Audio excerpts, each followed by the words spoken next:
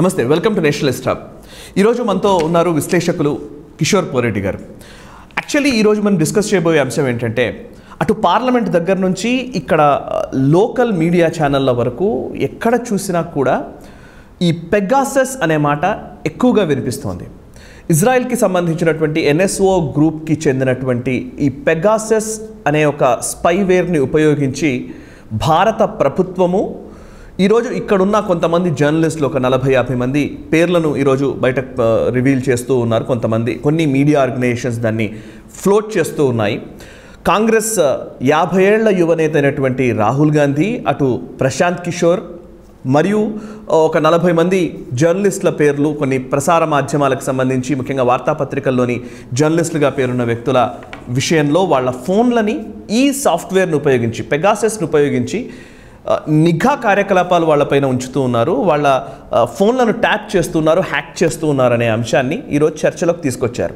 అయితే పార్లమెంట్లో కూడా ఈ అంశానికి సంబంధించి విపక్షాలు గందరగోళం సృష్టించడం జరిగింది. అయితే ప్రభుత్వం నుంచి ఒక స్పష్టమైన ప్రకటన ఇచ్చినప్పటికీ కూడా వాళ్ళు శాంతించని పరిస్థితి కనబడుతోంది. సో ఓవరాల్గా చూస్తే అసలు ఈ పెగాసస్ సాఫ్ట్వేర్ ఏంటి, ఈ సాఫ్ట్వేర్ ద్వారా సర్వీలియన్స్ నిఘా కార్యకలాపాలు చేస్తున్నారు అని చెప్తున్న నేపథ్యంలో అసలు నిఘా అనేది నిజంగా అంత ప్రమాదకరమా? భారత ప్రభుత్వం ఇటువంటి కార్యకలాపాలు చేస్తుందా, లేక మిగతా దేశాల్లోని ప్రభుత్వాలు కూడా ఈ కార్యకలాపాలు చేస్తాయా, లేక ఎక్కడా లేనిది ఓన్లీ భారత్లోనే ఇది కనబడుతోందా? ఇంతకు దీంట్లో ఉన్న ఆథెంటిసిటీ ఏంటి, క్రెడిబిలిటీ ఏంటి? నిజంగా ఈరోజు ఈ వార్తల్ని ప్రచారం చేస్తున్న వాళ్ళ విశ్వసనీయత విషయంలో కూడా చర్చలోకి వస్తున్న నేపథ్యంలో నేను దానికి సంబంధించి కొన్ని వీడియోలు కూడా చేయడం జరిగింది. ఇంతకుముందు ఒక వీడియోలో పూర్తిగా దాని వెనకాల ఉన్న శక్తుల గురించి చెప్పడం జరిగింది. బట్ వేరేస్ అసలు నిఘా గురించి కొంచెం డీటెయిల్డ్ డిస్కషన్ చేయాలనే ఉద్దేశంతో కిషోర్ పోరెడ్డి గారిని ఇన్వైట్ చేశాను. వారి విశ్లేషణను అందించే ప్రయత్నం చేస్తారు. నమస్తే కిషోర్ పోరెడ్డి గారు, చర్చకు స్వాగతం.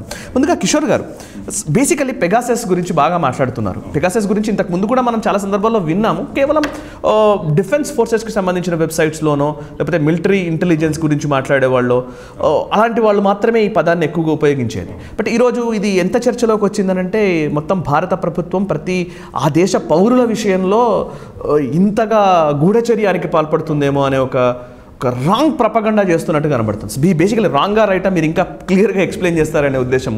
సో ఫస్ట్ పెగాసస్ ఏంటి, ఈ నిఘా అంత ప్రమాదమా? పెగాసస్ అనేది ఒక సాఫ్ట్వేర్ అండి.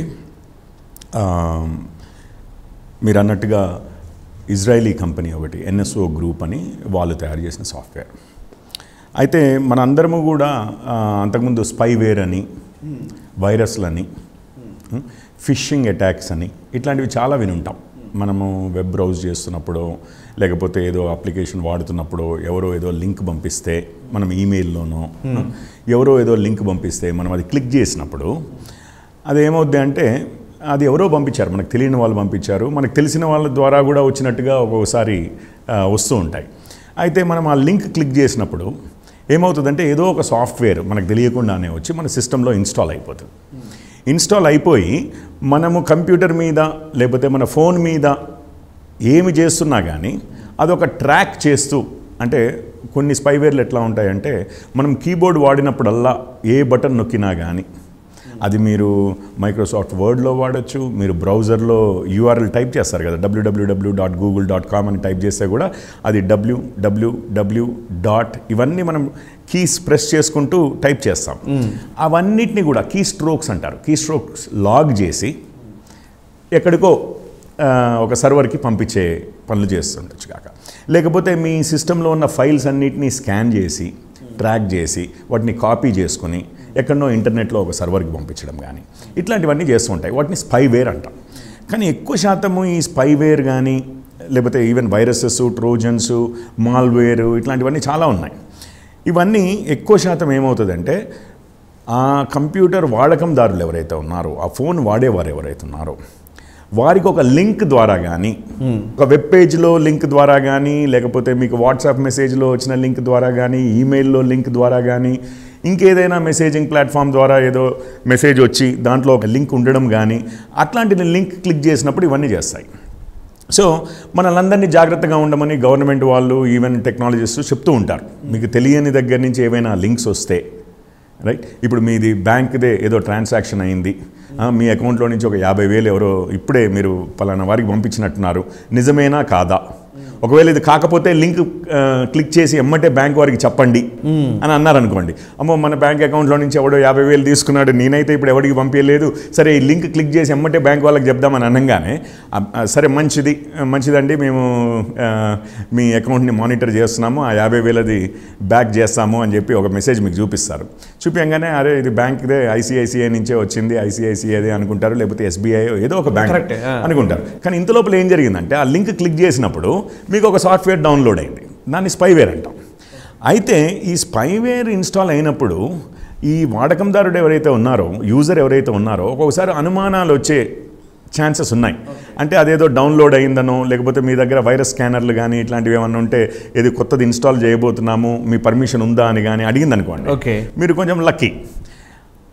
దానికంటే అడ్వాన్స్డ్గా అసలు మీరు ఎటువంటి లింక్ మీద క్లిక్ చేయకుండా, మీరు ఎటువంటి మెసేజ్ మీద క్లిక్ చేయకుండా, మీరు అసలు ఏమీ చేయకుండానే ఓకే మీకు ఒక మెసేజ్ వస్తుంది. ఆ రావడంతో మీరు ఇంకా మెసేజ్ చూడవలసిన అవసరం కూడా లేదు. అది రావడంతో అది ఏదైతే మాధ్యమం ద్వారా వచ్చిందో, ఫర్ ఎగ్జాంపుల్ వాట్సాప్ ద్వారా వచ్చింది అనుకుందాం, లేకపోతే మీ ఈమెయిల్ క్లయింట్ ద్వారా వచ్చింది, ఏదో ఒకటి. మన దగ్గర చాలా అప్లికేషన్స్ ఉంటాయి. మీ స్టాక్ ట్రేడింగ్ అప్లికేషనే ఉందనుకోండి, ఒక యాప్ అంటాం కదా, ఆ యాప్లోనే ఏదో మెసేజ్ పంపించారు అన్న టైప్లో వచ్చింది అనుకోండి. వచ్చినప్పుడు ఏమవుద్దంటే మనం ఏమీ చేయకుండానే ఆ మెసేజ్ ఆ సాఫ్ట్వేర్లో ఉన్న కొన్ని లోపాలని, ఇప్పుడు మీకు మెసేజ్ వచ్చినప్పుడు మీరు ఏం చేయకపోయినా మీ వాట్సాప్ మాత్రం ఎమ్మటే ఒక కొత్త మెసేజ్ వచ్చిందని చెప్తారు చూసారా, కరెక్ట్. అది ఎట్లా ఆ మెసేజ్ని అది రిసీవ్ చేసుకుని దాన్ని ప్రాసెస్ చేస్తుంది. అది ఇమేజ్ అయితే దాంతో ఒక చిన్న థంబ్నెయిల్ పెట్టి మళ్ళీ క్లిక్ చేస్తే డౌన్లోడ్ అయ్యి ఇదంతా ఉంటుంది చూసారు. ఆ ప్రాసెసింగ్ మినిమం ప్రాసెసింగ్ చేసిందా, ఆ ప్రాసెసింగ్ చేసే టైంలో ఆ సాఫ్ట్వేర్లో లొసుగుల్ని వాడేసుకుని ఫోన్ని కంట్రోల్లోకి తీసుకోవడం అన్నమాట. ఇది నో క్లిక్ స్పైవేర్ లాంటిది, అంటే మరి ఏమీ చేయకుండానే. అందుకని ఈ పెగసస్ చేసే విధానం ఏదైతే ఉందో, అంటే అందరూ అనేది ఏంటంటే ఇది నో క్లిక్ స్పైవేర్. మనకు అసలు మన సిస్టంలో ఆ స్పైవేర్ ఇన్స్టాల్ అయిందని కూడా మనకు తెలియదు. అది చేసిన తర్వాత మిమ్మల్ని ఒకరోజు అబ్జర్వ్ చేసి మీ దగ్గర నుంచి మెసేజ్లో ఇంకొకటో మీ ఫోన్లో ఏమున్నాయో అవన్నీ ట్రాక్ చేసి ఏదన్నా ఇంపార్టెంట్ ఉంటే పంపించిన తర్వాత ఆ మెసేజ్ దానికల్లదే ఎక్స్పైర్ కూడా అయిపోతుంది. కాబట్టి అసలు మీ సిస్టంలో ఎవరో వచ్చి ట్రాక్ చేశారు, ఎవరో వచ్చి స్పై చేశారు అన్న విషయం కూడా మీకు తెలియకపోవచ్చు. ఓకే అన్నది ఈ పెగసస్ సాఫ్ట్వేర్ అండి.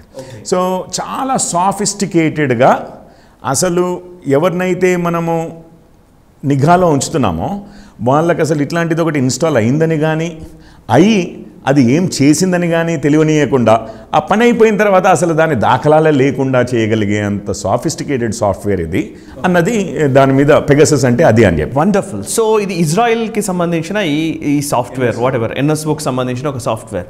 సో దీన్ని కేవలం గవర్నమెంట్స్కి మాత్రమే, వెటెడ్ గవర్నమెంట్స్ అని వాళ్ళు అందులో కోట్ చేస్తూ ఉన్నారు బేసికల్లీ. సో గవర్నమెంట్స్కి మాత్రమే దీన్ని ఇస్తారు. అవును.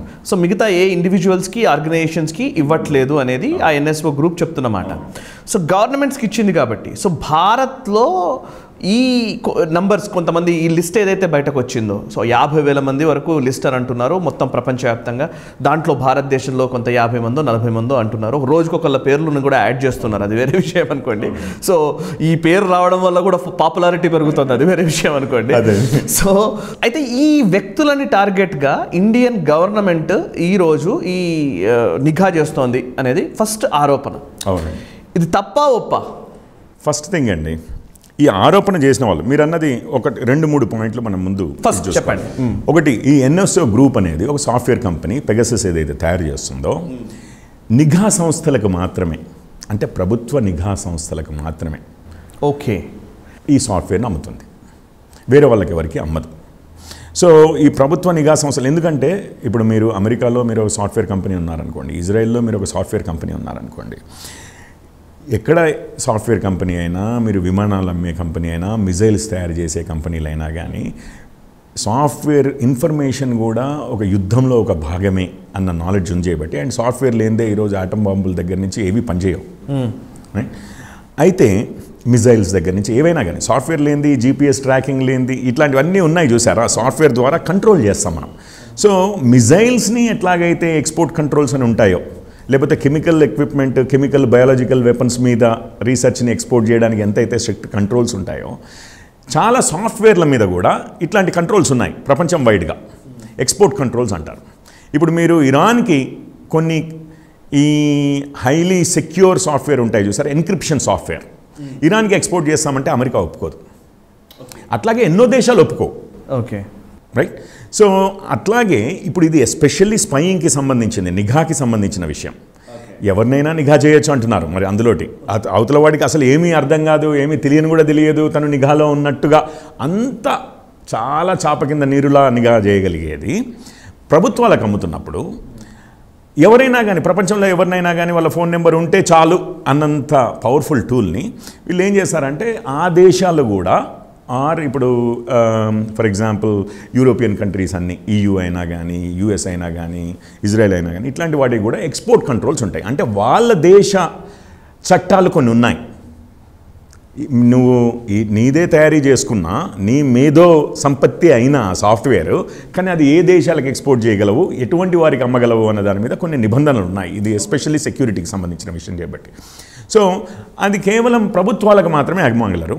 అండ్ ఆ ప్రభుత్వాల్లో కూడా రేపు ఆ ప్రభుత్వాలు కూడా, ఇప్పుడు అన్ని ప్రభుత్వాలు ఒకటి కాదండి, కొన్నేమో మనలాగా ప్రజాస్వామ్యము, చట్టాలకు లోబడి రూల్ ఆఫ్ లా కంట్రీస్ ఉంటాయి. కొన్ని ఈవెన్ ప్రజాస్వామ్యం అన్నా కూడా అది చట్టాల కన్నా మనుషులు అందులో ముఖ్యమై ఉండొచ్చు. ఇప్పుడు మీరు నార్త్ కొరియా కూడా as a matter of fact elections అవుతాయి, 100% ఓట్లు ఇప్పుడున్న ప్రెసిడెంట్కే పడతాయి అన్న టైప్లో కూడా మనం చదువుతూ ఉంటాం కదా.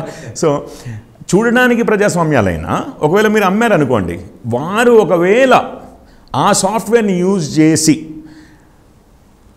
నష్టం చేశారనుకోండి ఎవరికైనా, అమాయకులకో లేకపోతే పర్సనల్ విషయాలకో, అంటే చట్ట ప్రకారం వినియోగించకుండా దాన్ని అబ్యూస్ చేస్తే పెగసస్ ఎమ్మటే, అంటే NSO ఎమ్మటే ఆ సాఫ్ట్వేర్ని డియాక్టివేట్ చేయడము, రెన్యూ చేయకపోవడము, ఇట్లాంటివన్నీ వాళ్ళ కాంట్రాక్ట్స్లో కూడా ఉన్నాయని ఆ కంపెనీ కూడా చెప్పింది. మేము కొన్ని కంట్రీస్ మీద యాక్షన్స్ కూడా అంతకుముందు తీసుకున్నాము, ఒకవేళ ఇది నిజము అని తేలిస్తే, అండ్ ఇప్పుడు కూడా మళ్ళీ తీసుకుంటాము అని చెప్పి కూడా చెప్పారు. అది ఫస్ట్ పాయింట్ అండి. సెకండ్ పాయింట్ ఏంటంటే, అసలు ప్రభుత్వాలు నిఘా అనేవి ఎందుకు చేస్తాయి? అది నిజంగానే అంత పెద్ద తప్ప? Yes, this is very debatable topic. Actually చాలా సంవత్సరాల నుంచి డిబేట్లో ఉన్న టాపిక్. ఏ దేశ ప్రభుత్వానికైనా మొట్టమొదటి కర్తవ్యం, మొట్టమొదటి బాధ్యత ఏంటంటే, ముందు ఆ దేశం ఉండాలి, దాని తర్వాతే అందులో మనమందరం ఉంటాం. రైట్? మనం చట్టాల ప్రకారం నడుస్తామా, ప్రజాస్వామ్యమే నడిపిస్తామా, ఇంకొకటే చేస్తామా? కానీ దేశం విచ్ఛిన్నం కాకుండా దేశం యొక్క భద్రత, రైట్, సమగ్రత, ఈ రెండిటిని ముందు చూసుకోవాలి. ఏ దేశ ప్రభుత్వమైనా కానీ, అది అమెరికాది కావచ్చు, యూకేది కావచ్చు, లేకపోతే యుగస్లేవియాది కావచ్చు, పాకిస్తాన్ది కావచ్చు, ఇండియాది కావచ్చు, చైనా కావచ్చు, ముందు అసలు దేశం ఉండాలి కదా. దానికోసము దేశం ఉండాలి. కానీ ఎవరు కాదంటున్నారు అని మీరు అనుకోవచ్చు. దేశం ఉంటుంది కదా అనుకోవచ్చు. అంటే ఇప్పుడు శత్రు దేశాలు ఉంటాయి. ఫర్ ఎగ్జాంపుల్ ఇండియా భౌగోళికంగా ఎటువంటి రూపమైతే ఉందో దాన్ని విచ్ఛిన్నం చేయాలని పాకిస్తాన్ ట్రై చేస్తోంది అని మనకి తెలుసు. చైనా ట్రై చేస్తోందని మనకి తెలిసిందే. ఇందులో ఎవరు కూడా, భారతదేశంలో ఉన్న వాళ్ళలో ఎవరు కూడా ఇది కాదన్నారు, ప్రపంచంలో కూడా ఎవరు కాదన్నారు అసలు యాక్చువల్లీ. సో ఇప్పుడు యుగస్లేవియా ఉంది, అదేమైపోయింది, విచ్ఛిన్నం అయిపోయింది. రైట్? స్లోవాకియా అయిపోయింది, ఇది అయిపోయింది, ఇట్లా. సో ఎన్నో దేశాలు మన ముందే. అండ్ ఇండియా కూడా అంతకుముందు పాకిస్తాన్, బంగ్లాదేశ్ కిందకి డివైడ్ అయిపోయి ఇండియా కూడా ఇదైపోయింది. అదేదో అప్పటితోటి అయిపోయింది అన్నది ఏమీ కాదు. ఈ రోజు కూడా కంట్రీస్ విడిపోతూనే ఉన్నాయి. విచ్ఛిన్నకర శక్తులు బయట నుంచి లోపల నుంచి కూడా ప్రయత్నిస్తూనే ఉన్నారు అంతటా కూడా. సో అదేమి పెద్ద వింత విషయం ఏమీ కాదు. ఇది కంటిన్యూస్గా దేశాలు అనేవి ఏర్పడ్డప్పటి నుంచి కూడా, రాజ్యాలు అనేవి ఏర్పడ్డప్పటి నుంచి కూడా బయటి వాళ్ళు బయటి వాళ్ళు ఫారినర్స్ని స్పై చేయడం ఓకే అని అనుకున్నాం. లేకపోతే మనకి ఎట్లా తెలుస్తుందండి? ఇప్పుడు 26/11 అటాక్ అన్నాం, నవంబర్ 26 అటాక్ అంటాం ముంబై మీద. అప్పుడు మనం ఏమన్నాము? First of all intelligence failure అన్నాం. మొన్న పుల్వామాలో మిలిటరీ కాన్వాయ్ మీద అటాక్ అయింది, ఏమన్నాము? ఇంటెలిజెన్స్ ఫెయిల్యూర్ అన్నాం. చైనా వాళ్ళు లడాక్, లే అక్కడికి వచ్చారు అని అన్నాం, ఇంటెలిజెన్స్ ఫెయిల్యూర్ అన్నాం. ముందే ఎందుకు తెలియలేదన్నాం. సో శత్రు దేశాల మీద వాళ్ళు శత్రువులు ఎప్పుడయ్యారో, వాళ్ళు ఫస్ట్ అటాక్ చేస్తేనే అప్పుడే శత్రువు అని తెలియదు కదా మీకు.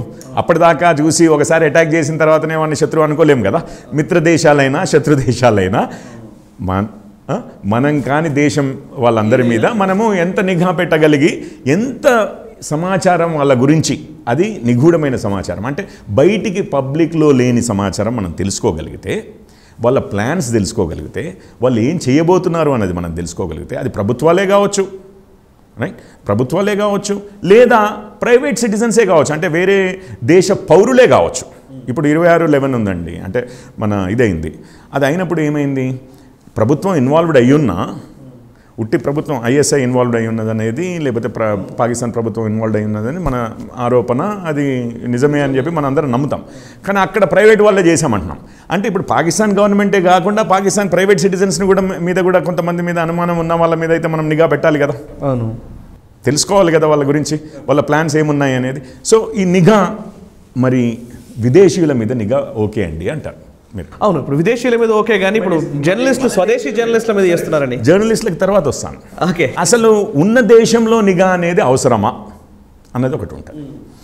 ఇప్పుడు మీరు మన రాష్ట్రంలో కూడా పోలీస్ డిపార్ట్మెంట్ ఉంటుందండి, ఇంటెలిజెన్స్ డిపార్ట్మెంట్ ఉంటుందా అదే పోలీసులో, రైట్. బయటికి పబ్లిక్గా లేని ఇన్ఫర్మేషన్ని గ్యాదర్ చేయడమే కదా ఇంటెలిజెన్స్ అనేది ఒకటి. రెండోది, ఇప్పుడు మనం పుల్వామాలో అటాక్ అయిందన్నాము, ఫైనల్గా ఆ పిల్లవాడు కూడా, ఎవరైతే ఆ టెర్రరిస్ట్ ఎవరైతే ఉన్నారో వాడు ఆ బాంబ్ బ్లాస్ట్ చేసిన వాడు కూడా ఇండియనే, లేకపోతే జమ్మూ కాశ్మీర్ వాడే అని అన్నాం. వాడు ఇండియనే కదా. మీకు అంతకుముందు ఒరిజినల్గా బాంబేలో అటాక్స్ అయ్యాయి, బాంబ్ బ్లాస్ట్లు అయ్యాయి చాలా. ఇక్కడ మెమన్స్ అని చెప్పి కొంతమంది ఉండేవాళ్ళు, అక్కడేమో దౌద్ ఇబ్రహీం అన్నాం. ఎందుకు మన దిల్సుఖ్ నగర్ బ్లాస్ట్, మన Dilsukh Nagar blast. So Indians ఎప్పుడు అరెస్ట్ అవ్వలేదా ఆ బ్లాస్ట్లకి? అయ్యారా? అవును, అయ్యారు కదా. భారతీయులు కూడా కొంతమంది అందులో వాళ్ళు సపోర్ట్ చేయడం కానీ, యాక్చువల్గా బ్లాస్ట్లు చేయడం కానీ జరిగినప్పుడే కదా ఇవి జరిగినాయి. సో మరి వారి మీద, అట్లాంటి వారి మీద నిఘా వద్దంటారా, ఉండాలంటారా? ఓకే, నక్సలైట్స్ ఉన్నారు. మన్మోహన్ సింగ్ గారు ఏమన్నారు, ఇండియా భద్రతకి అంతర్గతంగా ఉన్న డేంజర్స్లో, అపాయాల్లో ప్రముఖమైనది నక్సలిజం అన్నాడు.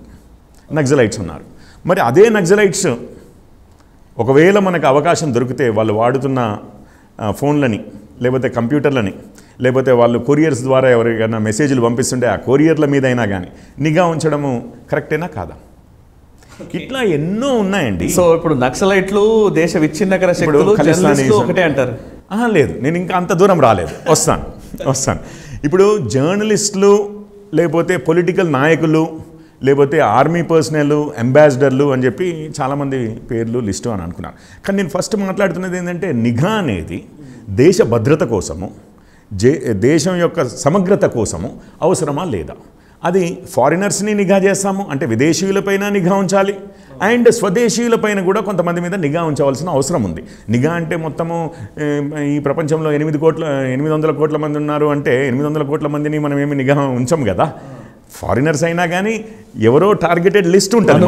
కొంచెం అనుమానాస్పద వ్యక్తులు విదేశీయులే ఉండరు, దేశీయులు కూడా ఉంటారని మనం ఎన్నో టెర్రరిస్ట్ అటాక్ల ద్వారానే, లేకపోతే నక్సల్ అటాక్ల ద్వారానే, ఖలిస్తానీ అటాక్స్ ద్వారానే, లేకపోతే జేకేఎల్ఎఫ్ లాంటి ఏజెన్సీస్ ద్వారానే, మన ఇంటర్నల్గా, లేకపోతే నార్త్ ఈస్ట్లో జరుగుతున్న వాటి ద్వారానే, లేకపోతే కూడా ఈవెన్ మన పోలీస్ డిపార్ట్మెంట్లో ఇంటెలిజెన్స్ విభాగం ఎందుకు ఉంటుందండి? ఇక్కడ లోకల్ క్రైమ్ని కూడా కంట్రోల్ చేయడానికి. మీకు అంతెందుకు, ఇన్కమ్ ట్యాక్స్ డిపార్ట్మెంట్ వాళ్ళు ఒకసారి ఏమైంది, ఏదో ఫ్రాడ్యులెంట్ ట్రాన్సాక్షన్స్ జరిగినాయి అన్న విషయం ఒకటి అనుకుని కాదు, అది ప్రాపర్ అప్రూవల్స్ ద్వారానే కొంతమందిని ట్రాక్ చేశారు. మీకు గుర్తుందా? ఇది చాలా పాపులర్ కేసు. నీరా రడియా అని చెప్పి ఒక లాబీయిస్ట్, యూపీఏ టైంలోనే జరిగింది, రైట్. అప్పుడు కొంతమంది జర్నలిస్టులు కూడా ఉన్నారు కదా, వారి వాయిస్ కూడా, వారి విషయాలు కూడా తెలిసినవి. ఈవెన్ పెద్ద పెద్ద బిజినెస్ మెన్ కూడా దేశంలో వారి గురించి కూడా టేప్స్లో, రడియా టేప్స్ అని చెప్పి అంటూ ఉంటారు. వచ్చినాయి. సో ఇంకొకరు వీర్ సంఘ్వి ఇంకెవరో ఉన్నారు అనుకుంటాను. సో ఇట్లా ఎవరెవరి పేర్లో వచ్చినాయి, అందులో జర్నలిస్టులు కూడా ఉన్నారు కదా. యూపీఏ ప్రభుత్వంలో అంటున్నారు మీరు, ట్యాక్స్ డిపార్ట్మెంట్ ట్యాక్స్ విషయంలో కూడా అని చెప్పేసి అసలు నిఘా స్టార్ట్ చేస్తే మనకు జర్నలిస్టులు కూడా అందులో వాళ్ళ రోల్ కూడా ఉందని, అంటే వాళ్ళ సంభాషణలు కూడా మనకు విన్నాము, ట్యాప్ చేయబడ్డాయి. మరి జర్నలిస్టులు అని చెప్పేసి వాళ్ళని ఆపేస్తామా? అంటే నేను మామూలుగా అనడం ఏంటంటే, ఒక ప్రొఫెషన్ ఇది కదా అని చెప్పి అన్టచబుల్ ఉంటారా అంటున్నాను. ఒక ప్రొఫెషన్లో ఉన్నవాళ్ళు అట్లా అయితే ఏమవుతుంది అని అంటే, మీకు వెరీ సింపుల్ అండి. ఏ టెర్రరిస్ట్లో నక్సలైట్లో ఉన్నా కూడా ఒక చిన్న ప్రచురణ పెట్టుకుని అందరికీ జర్నలిస్ట్ ఐడి కార్డులు ఇచ్చుకుంటే ఇంకా వాళ్ళ గురించి అసలు దేశ భద్రతా దళాలు కానీ దేశాన్ని రక్షించవలసిన రక్షణ వ్యవస్థ కానీ పట్టించుకోకూడదా? అంటే చెప్తున్నాను, మీరు జర్నలిస్ట్ అన్నారు చేయబట్టి జర్నలిస్ట్లే కావచ్చు, వాళ్ళు ఇంజనీర్లే కావచ్చు. ఇప్పుడు ఒసామా బిన్ లాడెన్ ఉన్నాడండి, world's one of the richest person and ఆయన ఇంజనీర్, ఎడ్యుకేటెడ్ పీపుల్ కావచ్చు. మీకు కేరళ నుంచి చాలామంది ఐసిస్లో జాయిన్ అయ్యారు అని చెప్పి, ఈవెన్ ఇంజనీరింగ్ స్టూడెంట్స్ అన్న వాటి గురించి కూడా చాలాసార్లు విన్నాం మనం, బెంగళూరులో జరిగినాయి. సో వాళ్ళు ఒక ఇంజనీర్లను, వాళ్ళు డాక్టర్లను, వాళ్ళు జర్నలిస్టులను, వాళ్ళు పాలిటీషియన్స్ అనో విభేదం ఉండదు కదా. ఒకవేళ అట్లా అనుకుని మనం వాళ్ళని పూర్తిగా ఎక్స్క్లూడ్ చేస్తే మీకు నిజంగానే హాని కలిగించాలనుకున్న వాళ్ళందరూ కూడా వాళ్ళకి ఇప్పుడు ఎవరిని హైర్ చేయాలనేది అర్థమైపోయింది. లేకపోతే ఏ విధంగా ఏ రూపంలో వాళ్ళు వచ్చి పూర్తి ప్రివిలేజెస్తో వాళ్ళ పని వాళ్ళు చేసుకుపోవచ్చు అర్థమైపోయింది. సో మళ్ళీ వద్దాము ఏది జర్నలిస్ట్లో. ఇప్పుడు మీరు చెప్తున్న దాంట్లో నాకు ఫస్ట్ కన్క్లూజన్ ఏమొచ్చింది అని అంటే అసలు నిఘా అనేది తప్పు కాదు అని. నా ప్రశ్నకు మీరు సమాధానం అదే అంటున్నారు అనుకుంటున్నాను నేను. సో నిఘా అనేది తప్పు కాదు. సో ఎవరైనా సరే ఇప్పుడు మన దేశంలో ఉందండి, ప్రపంచంలో ఏ దేశమైనా తీసుకోండి, 200 పైచిలకు ఉన్నాయి. చిన్న చిన్న దేశాలు అంటే ఏ బ్రునై లాంటిదో, ఏ వ్యాటికనో, లేకపోతే ఈవెన్ సింగపూర్ లాంటి దేశాలు, కొన్ని లక్షల మంది నుంచి పాపులేషను అని అనుకోండి, డొమినికన్ రిపబ్లిక్, ఇట్లాంటివన్నీ ఉంటాయి. వాళ్ళందరికీ కూడా ఒక నిఘా విభాగం ఉంటుంది. ప్రతి దేశానికి ఉంటుందండి. మన ఇప్పుడు ఫర్ ఎగ్జాంపుల్ అమెరికా ఉంది, సిఐఏ అంటాం, central intelligence agency, intelligence gather చేయడమే వాళ్ళ పని, రైట్. దాని తర్వాత ఎన్ఎస్ఏ అంటారు, నేషనల్ సెక్యూరిటీ ఏజెన్సీ అని చెప్పి, అది ఒక అమెరికన్ ఇదే. హోమ్ల్యాండ్ డిపార్ట్మెంటు, FBI ఇవన్నీ ఇంటర్నల్గా చేస్తాయి, ఎక్స్టర్నల్గా చేస్తాయి, తెలిసిందే. MI6 అని చెప్పి మనము జేమ్స్ బాండ్ కూడా MI6 operative licence to kill అంటుంటారు. అంత సీక్రెట్ యాక్టివిటీస్ అది అని చెప్పి మనం ఇది ఉంటుంది. అది యునైటెడ్ కింగ్డమ్ అంటే బ్రిటన్ వాళ్ళది. మనది ఉంది రా అంటాం, రీసెర్చ్ అండ్ అనాలిసిస్ వింగ్ అంటారు. ఇంటర్ సర్వీసెస్ ఇంటెలిజెన్స్ అని ISI అంటారు పాకిస్తాన్ వాళ్ళు. KGB అని చెప్పి ఒకప్పుడు USSR ఉన్నప్పుడు, ఇప్పుడు FSB అయింది అక్కడ. దాని తర్వాత ఇక్కడ మొసాద్ అని, ఇవన్నీ ఇంటెలిజెన్స్ ఏజెన్సీస్ అండి. సౌదీ అరేబియాకి ఇంటెలిజెన్స్ ఏజెన్సీ ఉంది, చైనాకి ఇంటెలిజెన్స్ ఏజెన్సీ ఉంది, ప్రతి దేశానికి ఇంటెలిజెన్స్ ఏజెన్సీ ఉంటుంది. అండ్ రాజ్యాంగబద్ధంగా, అంటే అమెరికా మనకు తెలిసి అది ప్రజాస్వామ్య దేశమే కదా. ప్రజాస్వామ్య దేశాలు, యునైటెడ్ కింగ్డమ్ ప్రజాస్వామ్య దేశమే, జర్మనీ, ఫ్రాన్స్ ఇట్లాంటివన్నీ కూడా ప్రజాస్వామ్య దేశాలే కదా. మరి వాటన్నిటికి కూడా ఇంటెలిజెన్స్ వింగ్ ఉంది. నాట్ ఓన్లీ ఏ సౌదీ అరేబియాలో రాజరికాలు ఉన్న ప్లేస్లో, లేకపోతే ఏ చైనా లాంటి కమ్యూనిస్ట్ దేశాలు, డిక్టేటర్షిప్స్, వాళ్ళు మాత్రమే ఇంటెలిజెన్స్ వింగ్ ఉంటుంది అనేది లేదు ప్రపంచంలో. వాళ్ళ కాన్స్టిట్యూషన్ ప్రకారమే వాళ్ళకి ఆ బాధ్యత ఉంది చేయబట్టి, ఆ బాధ్యత నిర్వర్తించడానికి ఇటువంటి దేశం మీదికి ఎటువంటి అపాయాలు వచ్చే వాటిని కూడా అవి వచ్చి జరిగిన తర్వాత మనం రిటాలియేట్ అవ్వడం కాదు, మనం వాటిని ఛేదించడము, దాని తర్వాత శిక్షించడము కాదు, జరగకుండా చూడడం అనేది గవర్నమెంట్ బాధ్యత. అందుకని మనం ఇంటెలిజెన్స్ ఫెయిల్యూర్ అంటుంటాం. ఇవన్నీ ఇన్ని దేశాల్లోనూ నిఘా సంస్థలు ఉన్నాయి. వాళ్ళ గవర్నమెంట్లు ప్రతి సంవత్సరము బడ్జెట్లు ఇస్తూ ఉంటాయి కదా. మరి అది చట్టబద్ధత లేకపోతే, కాన్స్టిట్యూషనల్ డెమోక్రసీస్ అంటాం, రాజ్యాంగాలు ఉన్న రూల్ ఆఫ్ లా కంట్రీసే, అట్లాగే ఇండియాలో కూడా నిఘా సంస్థలు ఉంటాయి. వాటికి ప్రతి సంవత్సరం మన ఈ పార్లమెంటే బడ్జెట్లు ఇస్తూ ఉంటుంది.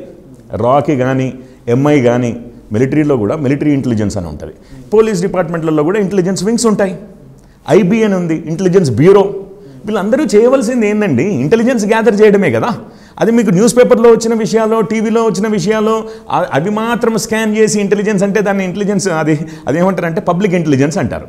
కానీ ఇంటెలిజెన్స్ అంటే మీరు ఏమనుకుంటారు? మనకెవరికీ తెలియని విషయాలు, ఎవరో ఏదో టెర్రరిస్ట్ అటాక్ చేయబోతుంటే, లేకపోతే ఇంకెవరో ఏదో క్రైమ్ చేయబోతుంటే, లేకపోతే ఇంకెవరో ఏదో మన సంస్థల మీద, ఫర్ ఎగ్జాంపుల్ ఇప్పుడు న్యూక్లియర్ ఫ్యూయల్ కాంప్లెక్స్ అని అంటాము, లేకపోతే ఇస్రో లాంటి వాటి మీద ఏదో పన్నాగం చేయబోతుంటే, లేకపోతే అక్కడి నుంచి ఏదో సీక్రెట్ ఇన్ఫర్మేషన్ని దొంగతనం చేయడానికి ప్లాన్లు వేస్తున్నారు అని అంటే, ఇట్లాంటివన్నీ సీక్రెట్గా జరుగుతుంటాయి. ఆ సీక్రెట్గా జరుగుతున్న విషయాలని కూడా బయట పెట్టడమే కదా, తెలుసుకోగలగడమే కదా, కనుక్కోగలగడమే కదా ఇంటెలిజెన్స్ విభాగాలు. సో నిఘా అనేది తప్పులేదు.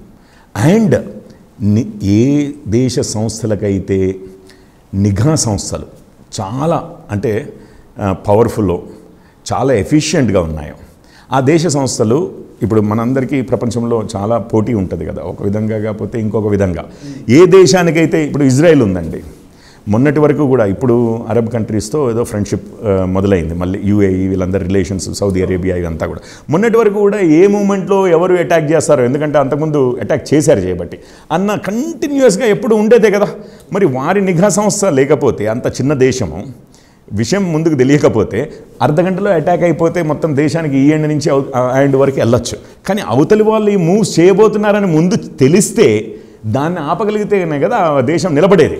సో ఇది నార్మల్ అండి. అండ్ చెయ్యకపోతే, మీకు నిజంగానే నిఘా వ్యవస్థ సరిగ్గా లేకపోతే అప్పుడు మనం గ్యారంటీగా గవర్నమెంట్ని తిట్టాల్సిందే, కొట్టాల్సిందే. చాణక్యుడు అంటాడండి, గూఢచార వ్యవస్థను బేస్ చేసుకుని మీ గూఢచారులు సమర్థవంతంగా ఉంటేనే నీ రాజ్యం సుస్థిరంగా ఉన్నట్టు అని అంటాడు.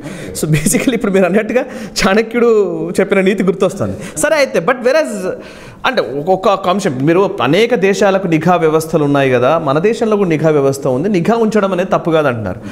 అయితే వెస్టర్న్ కంట్రీస్, ఏదో కొన్ని కంట్రీస్ చెప్పేది ఏంటి అని అంటే, ఇప్పుడు పాశ్చాత్య దేశాలు, అందులో పనిచేసే వ్యక్తులు, ఇప్పుడు వాషింగ్టన్ పోస్ట్ లాంటివి ఇవన్నీ మాట్లాడేది ఏంటంటే, ఆ దేశ పౌరులపైన, అంటే బయట దేశాలపైన నిఘా ఉంచడం కాదు, ఆ దేశ పౌరులపైనే సర్వీలియన్స్ చేసే దేశాల జాబితాలో భారత్ని చేరుస్తూ ఉన్నారు. సో భారత్ అనేది సొంత దేశ పౌరులపైనే వీళ్ళు నిఘా పెడుతున్నది. సో వీళ్ళు అభద్రతలో ఉన్న ప్రభుత్వం అది అనో, లేకపోతే వీళ్ళకు ఒక డిక్టేటర్షిప్ వైపు వెళ్తున్న ప్రభుత్వం అనో, ఇట్లాంటి ఆరోపణలు చేస్తున్నారు కదా. సో వాట్ యూ సే, మీ దానికి ఏం చెప్తారు?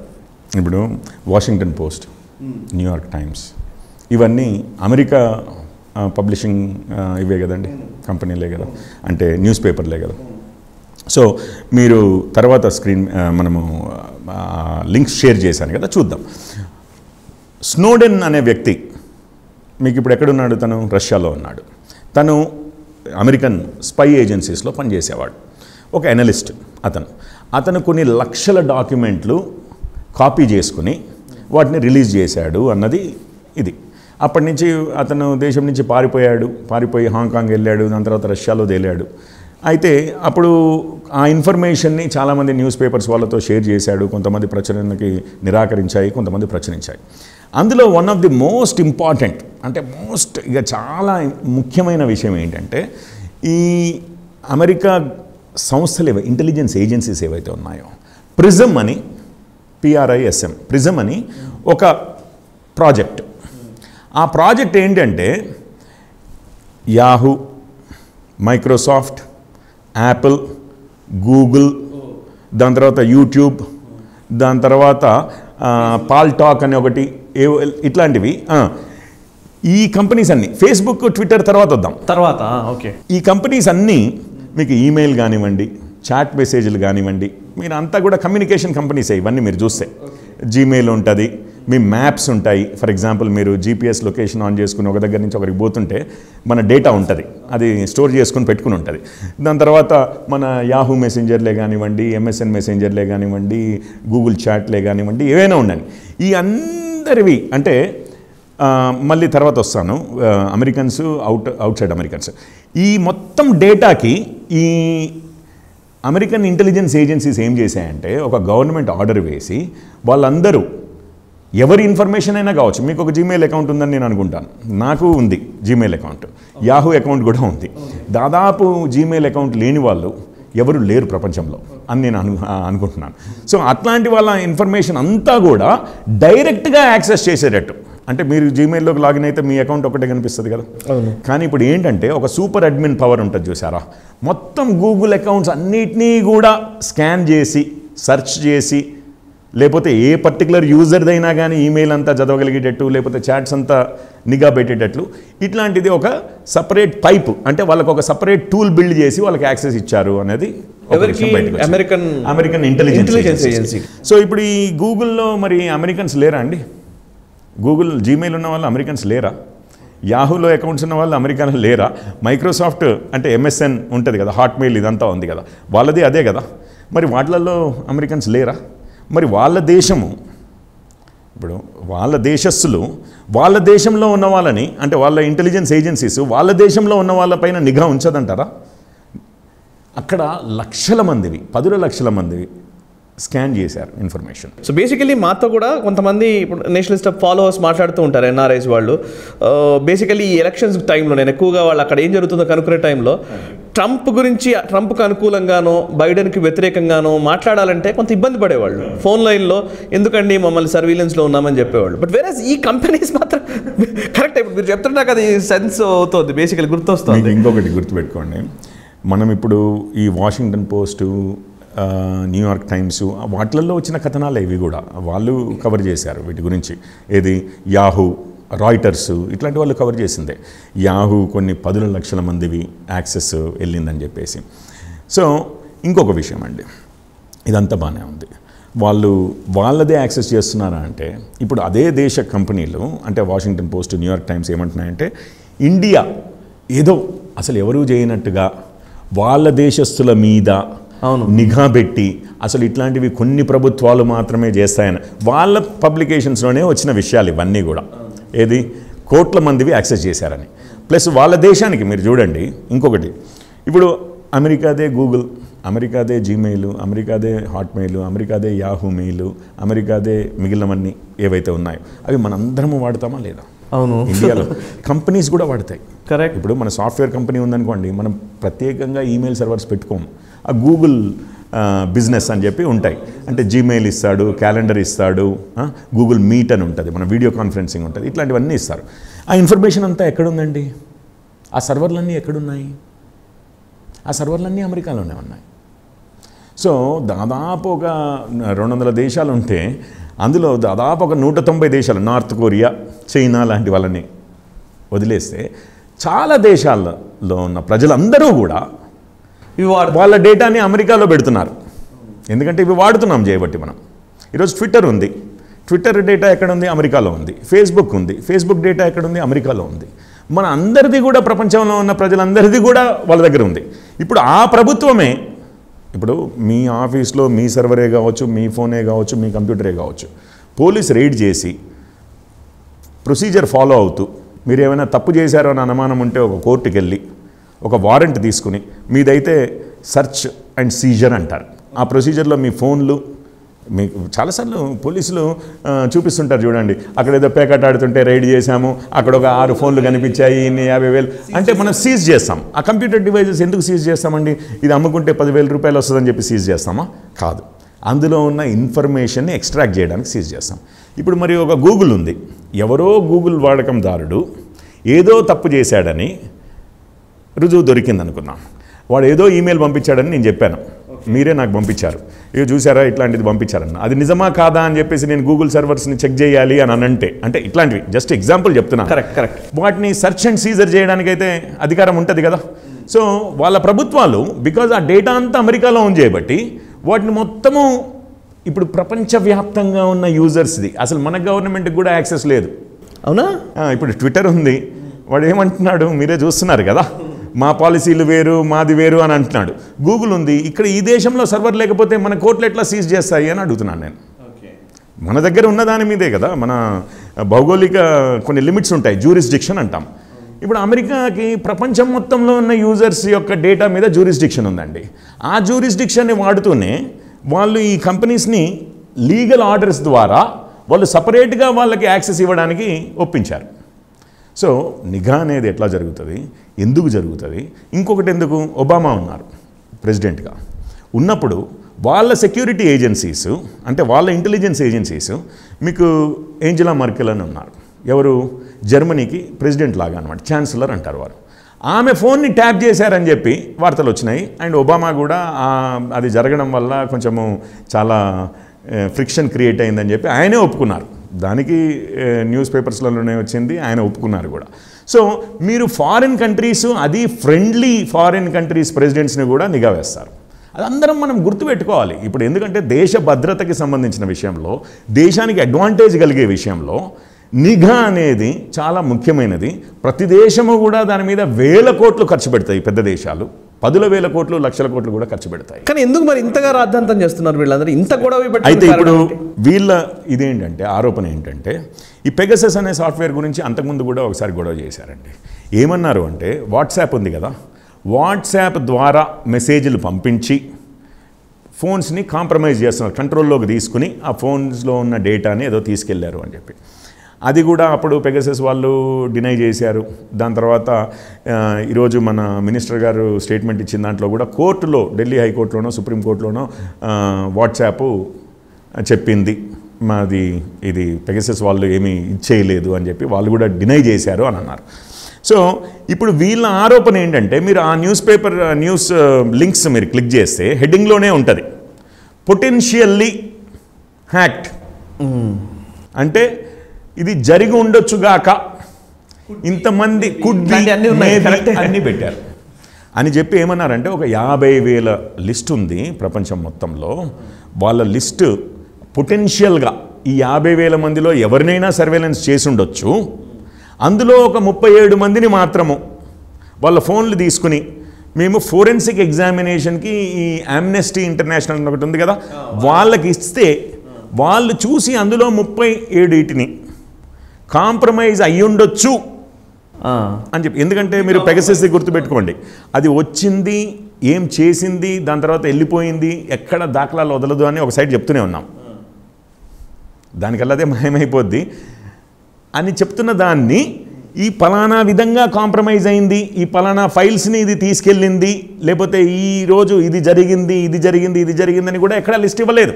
జరిగి ఉండొచ్చు అంటే జరిగి ఉండొచ్చు అని చెప్పి. సో ఈ ప్రాసెస్ ద్వారా మేము ఫోరెన్సిక్ అనాలిసిస్ చేశాము. ఇగో ఈ లాగ్స్లో ఇది కనపడింది, లేకపోతే ఈ సిస్టమ్ లాగ్స్లో, అంటే ఆపరేటింగ్ సిస్టమ్ లెవెల్లో ఉన్న ఏదన్నా సాఫ్ట్వేర్ ఇన్స్టాల్ అయినప్పుడు, అన్ఇన్స్టాల్ అయినప్పుడు ఇవన్నీ రికార్డ్స్ ఉంటాయి కదా, అవి ఏమన్నా చేసే పనులలో ఇగో చూసారా ట్రాక్ రికార్డు అని చెప్పి కూడా ఏమి ఇవ్వలేదు. వాళ్ళు క్లెయిమ్ చేస్తున్నారు 37 మందివి అని చెప్పేసి. 50,000 మంది లిస్ట్ అన్నారు. ఇవాళ రేపు మీరు ట్రూ కాలర్ ఉందా అండి మీ ఫోన్లో? ట్రూ కాలర్ ఉంది. ట్రూ కాలర్ ఉంది కదా, కోట్ల మంది ఫోనుల్లో ట్రూ కాలర్ ఉంది. మనకు తెలియని వారి ఫోన్ ఎవరైనా ఉంటే, ఏదో నెంబర్, తెలియని నెంబర్ నుంచి ఫోన్ వస్తే మనకు నార్మల్గా మన ఫోన్ అయితే నెంబర్ చూపిస్తుంది. ట్రూ కాలర్ ఉంటే ఏం చూపిస్తుంది? ఆ మనిషి ఎవరు అనేది కూడా చూపిస్తుంది. సో ఇప్పుడు ట్రూ కాలర్ దగ్గర దాదాపు ప్రపంచంలో ఉన్న ఫోన్ నెంబర్స్లో చాలా 30, 40, 50, 60% మంది డేటా ఉంటుంది. ఎందుకనంటే మీ ఒక్కరు ట్రూ కాలర్ ఇన్స్టాల్ చేసుకుంటే మీ కాంటాక్ట్ లిస్ట్లో ఉన్న 500 మంది ఇన్ఫర్మేషన్ వెళ్ళిపోయింది ట్రూ కాలర్కి. అవును, కరెక్ట్. నేను ఒక్కరిని ఇన్స్టాల్ చేసుకుంటే నెక్స్ట్ నా దగ్గర ఉన్న 500 మంది వెళ్ళిపోయింది. ఈ రెండు కలిపి 1000 కాకపోవచ్చు. మీకు తెలిసిన వాళ్ళు, నాకు తెలిసిన వాళ్ళు ఒక 100 మందిని పక్కకు పెడితే 900 మంది ఇన్ఫర్మేషన్ అయితే వాడి దగ్గర కొత్తగా ఉంది. అట్లా కొన్ని కోట్ల మంది డౌన్లోడ్ చేసుకున్న సాఫ్ట్వేర్, 10 లక్షల్లో కోట్ల మంది ట్రూ కాలర్ డౌన్లోడ్ చేశారు. ఇప్పుడు అట్లాంటి లిస్టులు కావాలంటే మీరు ఈవెన్ ట్విట్టర్ ఉంది, ఫేస్బుక్ ఉంది, మీరు వెరిఫైడ్ అని చెప్పి ఒక బ్లూ టిక్ ఇస్తారు చూసారా. వెరిఫై చేసుకోవాలంటే మన ఆధారు, మన ఫోన్ నెంబర్లు ఇవన్నీ చేస్తాం. వాట్సాప్ ఉంది, వాట్సాప్ నడిచేదే ఫోన్ నెంబర్ ద్వారా. ఓకే, నా దగ్గర నుంచి మీకు మెసేజ్ వచ్చిందంటే, అదే యాహూ మెసెంజర్లో వచ్చిందంటే ఎవరో కూడా చెప్పలేము, ఎనానిమస్ అకౌంట్స్ ఉంటాయి ఒక్కోసారి. కానీ నా దగ్గర నుంచి మీకు వాట్సాప్లో మెసెంజర్ వచ్చిందంటే నా ఫోన్ నెంబర్ నుంచే వచ్చినట్టుగా కనిపిస్తుందా లేదా? మీకు ఫోన్ నెంబర్ తోటే అసోసియేట్ అయింది. టెలిగ్రామ్ అన్నా, సిగ్నల్ అన్నా, ఇంకెవరైనా కూడా మొత్తం అన్ని ఫోన్ నెంబర్ల నుంచేనండి. సో ఇప్పుడు ఎన్నో కంపెనీల దగ్గర ఫోన్ నెంబర్స్ లిస్ట్ ఉంది. ఆ ఫోన్ నెంబర్స్ లిస్ట్ కూడా ఎట్లా ఉంది? ఎవరు కావాలంటే వాళ్ళ గురించి సెర్చ్ చేసుకునే విధంగా ఉంది. అందులో నుంచి ఒక 50,000 ఎక్కడో లిస్టు దొరికింది, లేకపోతే ఏదో మనము తయారు చేయాలి అంటే 5 నిమిషాల పని. మనం లిస్టు తయారు చేయాలన్నా 5 నిమిషాల పని. ఎవడన్నా తయారు చేసి ఉన్నది ఎక్కడో దొరికింది అని అన్నా కానీ అది ఎవరికి పెద్దగా ఎఫర్ట్ పట్టేది లేదు. అయితే ఆ 50,000 మందిలో వీళ్ళు చెప్పిన దాంట్లో కూడా 50,000 హైలైట్ చేస్తున్నారు. నిన్నటి న్యూస్లో కూడా 37 మందిని మాత్రమే, వాషింగ్టన్ పోస్ట్ 37 మందిది మాత్రమే ఫోరెన్సిక్ అనాలిసిస్. ఈ ఫోరెన్సిక్ అనాలిసిస్ అంటే ఏదో గవర్నమెంట్ ఏజెన్సీ FBI లాంటిది ఏమన్నా చేసిందా, లేకపోతే మన ఇండియన్ ఆథరైజ్డ్ ఏజెన్సీస్ ఏమన్నా చేసా అంటే అది కాదు. అది ఎవరు చేశారు? Amnesty international. ఆమ్నెస్టీ ఇంటర్నేషనల్ మీకు ఒక టెక్నాలజీ కంపెనీ అని ఎప్పుడన్నా అనుకున్నారా మీరు? నో. ఆమ్నెస్టీ ఇంటర్నేషనల్ ఎప్పుడు కూడా ఫ్రీడమ్స్ గురించి మాట్లాడుతుంది.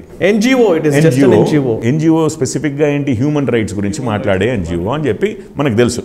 ఇప్పుడు జమ్మూ కాశ్మీర్లో గొడవలు అయితే, ఏదైనా ఇది జరిగిందనుకోండి, మన సైనికులకి ఎగెయిన్స్ట్గా, పోలీసులకి ఎగెయిన్స్ట్గా రిపోర్ట్ చేసేది. వాళ్ళు ఎప్పుడు కూడా ఈ పోలీసులవి కానీ చట్టం వైపు ఉన్న వాళ్ళది ఏమైనా ఇది జరిగితే వాళ్ళ హ్యూమన్ రైట్స్ గురించి ఎప్పుడు మాట్లాడలేదనే అది క్రిటిసిజం అంతటా. అవును, ఉన్న వాస్తవం కూడా.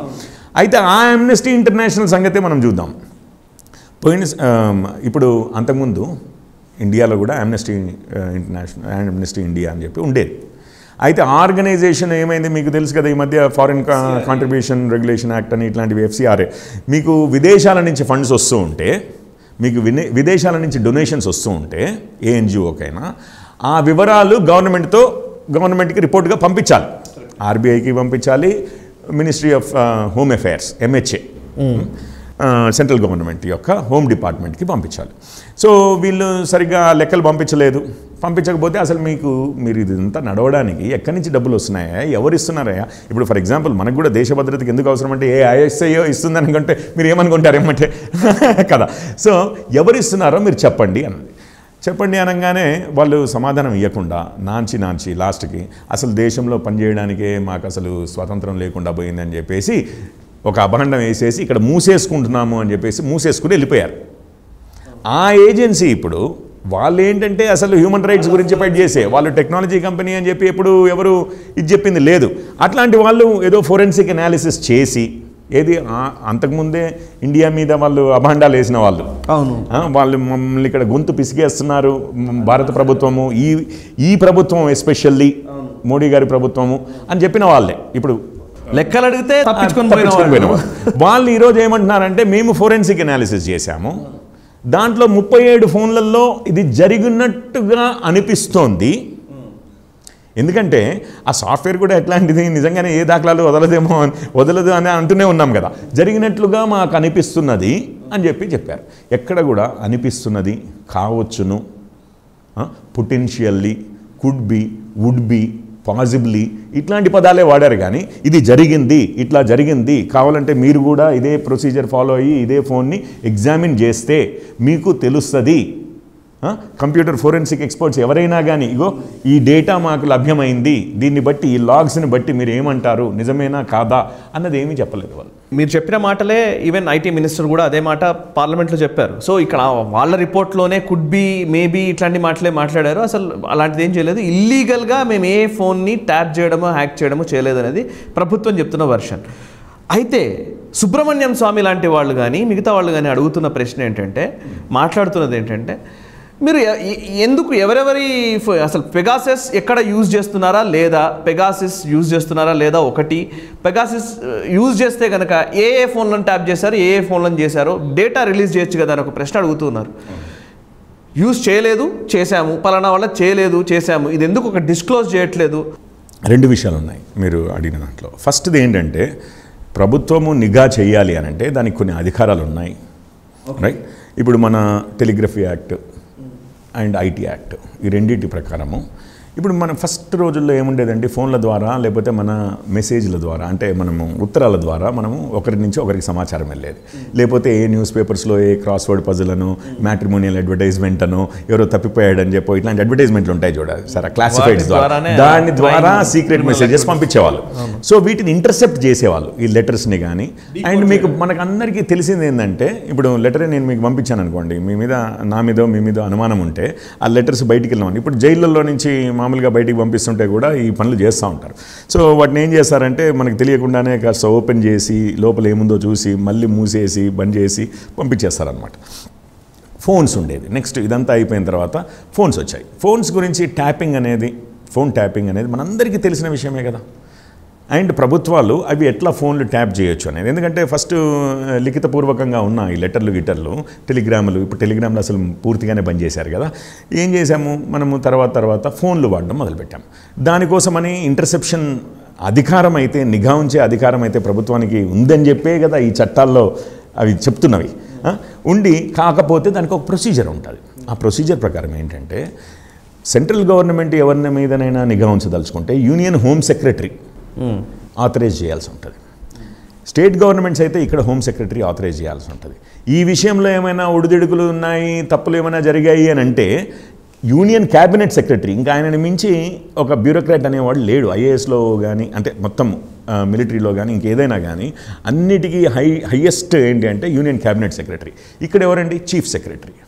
వాళ్ళు రివ్యూ చేస్తారు, వాళ్ళు బాధ్యులు అవుతారు తప్పుగా వాడితే. అది ఒక ప్రొసీజర్. ఇది ఇంతకీ దాటకపోతే పార్లమెంట్ ఉండనే ఉంది రివ్యూ చేయడానికి, లేకపోతే జ్యుడిషియరీ ఉండనే ఉంది. ఇది లెక్క.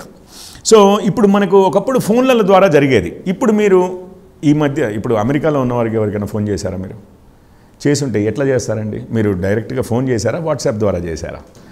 వాట్సాప్ ద్వారా, ఎందుకంటే ఫ్రీగా ఇస్తాడు ఫస్ట్ థింగ్. కమ్యూనికేషన్ ఎటు మారిపోయింది. ప్లస్ ఇంకొకటి, అంతకుముందు ఎస్ఎంఎస్లు చేసేవాళ్ళం, ఇప్పుడు ఏం చేస్తున్నాము, వాట్సాప్ చేస్తున్నాము, టెలిగ్రామ్ చేస్తున్నాము, సిగ్నల్ చేస్తున్నాము. సో మొత్తం సంభాషణ అంతా మారిపోయింది. ఫోన్లలో నుంచి ఫోన్ డివైస్ మాత్రమే, కానీ ఇప్పుడు మాధ్యమం మారిపోయింది. అసలు ఫోన్ సర్వీసే లేకుండా ఓన్లీ ఇంటర్నెట్ సర్వీస్ తోటి కూడా మనం వైఫై మీద మనం ఎవరికి కావాలంటే వారికి ఫోన్ చేసుకోవచ్చు, ఎవరికి కావాలంటే వాళ్ళకి డాక్యుమెంట్లు పంపించవచ్చు, మెసేజ్లు పంపించవచ్చు, ఫోటోలు పంపించవచ్చు, వీడియోలు పంపించవచ్చు, ఆడియోలు పంపించవచ్చు, ఏమైనా చేయొచ్చు మనం. అవును, ఈమెయిల్, చాటు ఇట్లాంటి వాటి ద్వారా. సో ఈవెన్ సోషల్ మీడియా మాధ్యమాలైనా కానీ. సో ఇప్పుడు నిఘా అనేది ఓన్లీ ఫోన్, అంటే ఫోన్ సంభాషణల వరకే మనం ట్యాపింగ్ అన్నాం అనుకోండి. ఆ నిఘా వ్యవస్థ ఈరోజు ఏమన్నా దేనికన్నా పనికి వస్తుందా, ఏమన్నా ఇంటర్సెప్ట్ చేస్తుందా? దేనికి పనికిరాని వ్యవస్థ అవుతుంది. సో ఆ నిఘా అనేది అయితే ఉందో, టెలిగ్రఫీ, ఐటీ యాక్ట్ ఇవన్నీ కూడా నిఘా వ్యవస్థ కూడా మన అలవాట్ల ప్రకారం మారుతూ ఉండాలి. టెర్రరిస్టులు చేస్తున్న పనుల ప్రకారము వాళ్ళేమో హ్యాపీగా సిగ్నల్లో మాట్లాడుకుంటారు, లేకపోతే ఒక ఈమెయిల్లో ఇది పంపిస్తూ ఉంటారు, ఈమెయిల్ పంపిస్తారు. పంపించడం కూడా ఎట్లా చేస్తున్నారో తెలుసా? ఒక చిన్న ఎగ్జాంపుల్ చెప్తాను. నా అడ్రస్ నుంచి మీ అడ్రస్ పంపించాను అనుకోండి, అది వెళ్తున్నప్పుడు యాహూ సర్వర్స్ ద్వారా ఒక సర్వర్ నుంచి ఇంకో సర్వర్కి వెళ్తున్నప్పుడు మామూలుగా ఏదైనా వస్తున్నది పోతున్నది అని ఇది చేస్తాం. డ్రాఫ్ట్స్ అని ఉంటుంది, అంటే నా దాంట్లోకి నేను లాగిన్ అయిపోయి డ్రాఫ్ట్స్లో సేవ్ చేస్తాను, ఎవరికి పంపించను. చేస్తే అక్కడ అది మీరేం చేస్తారు, అదే అకౌంట్ని ఓపెన్ చేసి ఆ డ్రాఫ్ట్స్లో నుంచి అది చదువుతారు. అసలు ఈమెయిలే పంపించలేదు అన్న టైప్లో ఉంటుంది వ్యవస్థ. అంటే ఇట్లాంటి ఈ ఎన్నో ఇంట్రెస్టింగ్ వేస్ కనిపెడుతున్నారు జనాలు. ఒక ఛానల్ లైవ్ టెలికాస్ట్ నడుస్తూ ఉంటే అక్కడ సీరియస్గా మోదీ ఏదో ప్రసంగం ఏదో వస్తూ ఉంటే ఆ పక్కన చాట్ బాక్స్ ఉంటుంది కదా, చాట్ బాక్స్లో ఇద్దరు ప్రేమికులు మాట్లాడుకుంటున్నారు. ఎంత ఫన్నీగా ఉందండి. బేసికల్ ఎవరైనా మాట్లాడుకోవచ్చు, ప్రేమికులు మాట్లాడుతున్నారంటే. యూట్యూబ్ మన వీడియోసే ఏదో పాత ఉన్నాయి, దాని కామెంట్స్ ఉంటుందా, ఆ కామెంట్స్లో కూడా ఎక్స్చేంజెస్ ఎందుకు మాట్లాడుకోవచ్చు, రైట్? సో ఇవన్నీ కూడా కంప్యూటర్స్ ద్వారా, ఫోన్స్ ద్వారా, అదే ఫోన్ ద్వారా మీరు వాట్సాప్, యూట్యూబ్ ఇవన్నీ ఛానల్స్ ద్వారా ఇప్పుడు సంభాషణ జరుగుతోంది. ఇప్పుడు మెసేజెస్ పోతున్నాయి, వస్తున్నాయి. మరి వాటి మీద నిఘా లేకుండా ఎట్లా సాధ్యమవుతుంది? సో దానికి ఏమున్నాయి అని అంటే సాఫ్ట్వేర్స్ ఉన్నాయి. ఇప్పుడు ఇదంతా సాఫ్ట్వేర్ వరల్డే కదా. సో దాన్ని ఎన్నో విధాలుగా చేయొచ్చండి. మీ ఫోన్ మీదనే ఏదైనా చేసి ఇంటర్సెప్ట్ చేయొచ్చు, లేదా మీరు ఇప్పుడు ఎయిర్టెల్ ఉందనుకోండి, ఎయిర్టెల్ టవర్స్నే హ్యాక్ చేసి చేయొచ్చు, లేదా మీరు ఇంట్లోనే ఉన్న ఈ వైఫై రౌటర్ ఉంటుంది చూసారా, దాన్నే హ్యాక్ చేస్తే మీ ఇంట్లో ఉన్న వాళ్ళ ఫోన్ ఇంటర్నెట్ అంతా దాని ద్వారానే కదా, అక్కడ ఇంటర్సెప్ట్ చేయొచ్చు. లేకపోతే మీరు గూగుల్ వాడుతున్నారు, లేకపోతే ఇంకొకటి ఇవి వాడుతున్నారు అని అంటే వాళ్ళని హ్యాక్ చేసి కూడా, ట్విట్టర్నో యాహూనో కూడా హ్యాక్ చేసి కూడా ఇది చేయొచ్చు. అందరికంటే అదృష్టవంతులు ఎవరంటే అమెరికా వాళ్ళు. ఎందుకంటే ప్రపంచ దేశాల అందరూ వాడి దగ్గర గూగుల్, యాహూలు వాడి దగ్గర ఉన్నాయి కాబట్టి వాడు ఏకంగా అఫీషియల్ ఆర్డర్ ఇచ్చే మీ మీద నిఘా పెట్టచ్చు. అది విషయం. ఈ నిఘా అనేది సహజమే, కానీ లిస్ట్ ప్రకటించవచ్చు కదా అనేది కదా వాళ్ళు. ఈ సాఫ్ట్వేర్ వాడుతున్నామా లేదా అనేది పెగాసస్ మనం వాడట్లేదని చెప్పండి అని అన్నారు సుబ్రహ్మణ్య స్వామి గారు. ఏముందండి దాంతో అయిపోయింది కదా అన్నారు, రైట్? వాడట్లేదని చెప్పి. సో ఇప్పుడు మనం ఇంతకుముందే చెప్పామండి, మీరు ఒక మిజైల్సే కానీ, అంటే నిఘా వ్యవస్థ అనేది ఇప్పుడు మనకు స్మైలింగ్ బుద్ధ అనేది ఏంటో మీకు తెలుసు కదా. మనం ఆటం బాంబు పేల్చిన న్యూక్లియర్ ఎక్స్ప్లోజన్ పోఖ్రాన్లో, దాని గురించి ఇప్పుడు ఆ విషయం గురించి మనం ఎంత సీక్రెటివ్గా ఉంచుతాం? ఎందుకంటే ఒకసారి పివి నరసింహారావు గారి హయాంలో ఒకసారి టెస్ట్ చేద్దాం అనుకుంటే అమెరికన్స్కి తెలిసిపోయి మన మీద ప్రెషర్ తీసుకొచ్చారు, ఆగిపోయాం.